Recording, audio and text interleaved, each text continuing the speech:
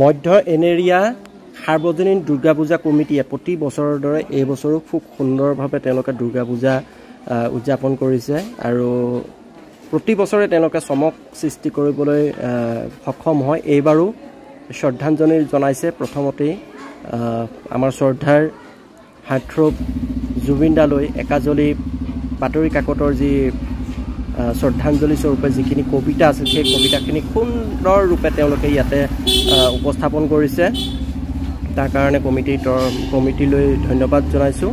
তাৰপিছত আপোনালোকে ভিতৰৰ যিখিনি কাৰুকাৰ্য বা বাহিৰৰ যিখিনি কাৰুকাৰ্য খুব সুন্দৰভাৱে তেওঁলোকে দেখুৱাইছে আৰু প্ৰতি বছৰেই তেওঁলোকে এক চমক সৃষ্টি কৰিবলৈ চেষ্টা কৰে আৰু এই বছৰো তাৰ ব্যতিক্ৰম নহয়। আপোনালোকে দেখা পাব সুন্দৰভাৱে ইয়াত ইমান ধুনীয়াকৈ ভিতৰখিনি তেওঁলোকে কাৰুকাৰ্য তেওঁলোকে সুন্দৰভাৱে তেওঁলোকে ফুটি উঠাইছে আৰু ভিতৰত সেলফি তুলিবলৈ ইতিমধ্যে অজস্ৰ মানুহৰ ইয়াত ভিৰ লাগিছেহি আৰু খুব সুন্দৰভাৱে সকলোৱে মা দেৱী দুৰ্গাৰ দৰ্শন কৰাৰ লগতে একোখনকৈ তেওঁলোকে সেলফি উঠিছে। খুব সুন্দৰভাৱে এটা স্মৃতি তেওঁলোকে ইয়াতে ধৰি ৰাখিবলৈ তেওঁলোকে চেষ্টা কৰিছে আৰু